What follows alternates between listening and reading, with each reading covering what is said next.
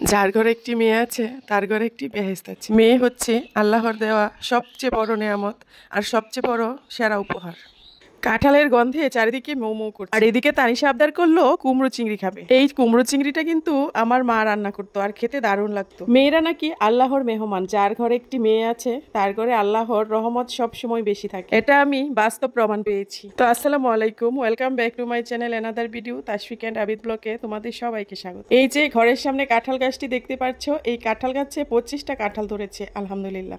আমার মেয়ের জন্মের পর থেকে আজ পর্যন্ত আমার গাছে এত এত ফলন হয়, আমি আসলে অবাক হয়ে যাই। সকালবেলা ঘুম থেকে উঠি দেখি চারিদিকে সুগন্ধ ছড়িয়ে পড়েছে, গাছে অনেকগুলা কাঁঠাল পেকেছে, তাই কাঁঠালগুলো পেরে নিচ্ছি। আসলে আম কাঁঠালের দিন আসলে কিন্তু অন্যরকম একটা অনুভূতি কাজ করে, কারণ আম কাঁঠালের সুগন্ধে মনটা ভরে যায়। আর যে কথাটা বলতেছিলাম, আমার মেয়ের জন্মের পর আমি 8 মাস বাবার বাড়িতে ছিলাম। আমি যখন তানিশাকে নিয়ে প্রথম আমাদের বাড়িতে আসি, মানে তানিশার বাবার বাড়িতে আসি, এসে দেখি দীর্ঘদিন আমি বাড়িতে না থাকার কারণে আমার ঘরের দরজার কিনারে বাঙ্গির চারা হয়ে আছে এবং এটাতে প্রচুর পরিমাণের বাঙ্গি ধরে আছে।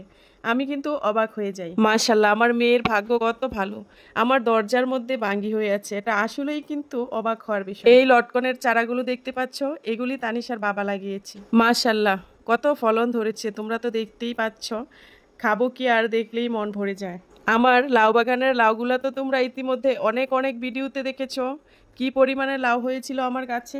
আমার মেয়েটা আসলেই অনেক ভাগ্যবতী আল্লাহর রহমতে। তো আজকে আমার মেয়ে তানিশার অনেক পছন্দের একটি খাবার আমি রান্না করব, আর সেটা হচ্ছে মিষ্টি কুমড়ার ভিতরে চিংড়ি মাছ ভুনা। আর এই রান্নাটা কিন্তু আমি আমার মায়ের কাছ থেকে শিখেছি। আমরা যখন বাবার বাড়িতে বেড়াতে যাই সবাই মিলে, তখন মা এই রান্নাটা করে খাওয়ায়, কিন্তু খেতে এত মজা হয়, বিশেষ করে তানিশার অনেক বেশি পছন্দ। তো আরেকটি কাহিনী তোমাদের সাথে শেয়ার করি। আমি যখন দীর্ঘ 8 মাস পরে বাবার বাড়ি থেকে আসলাম তানিশাকে নিয়ে, তখন আমি রান্নাঘরে যাই রান্না করার জন্য। তো 8 মাস ধরে যেহেতু রান্নাঘরের জানালাগুলো বন্ধ ছিল, এই দীর্ঘ সময়ের মধ্যে আমার রান্নাঘরে মৌমাছি এসে বাসা করেছে। তারপর আমি জানালা খোলার পর হঠাৎ করে দেখে ভয় পেয়ে যাই এবং আমি তাড়াতাড়ি তানিশার বাবাকে ডাকি, আর তানিশার বাবা এসে এগুলাতে আগুন দিয়ে দেয়। তো আগুন লাগানোর 5 মিনিট পরে দেখি যে পুরা জানালা বেয়ে বেয়ে মধু পড়ছে, আর এই মৌমাছিগুলার বাসার ভিতরে এত পরিমাণের মধু হয়েছে আমি আসলে বুঝতেই পারিনি। তারপরে আমি এইখান থেকে প্রায় 3 কেজির মতো মধু সংগ্রহ করেছিলাম। আমার ঘরের একটা জানালা পুরাটা জুড়েই কিন্তু মৌমাছি বাসা করেছিল।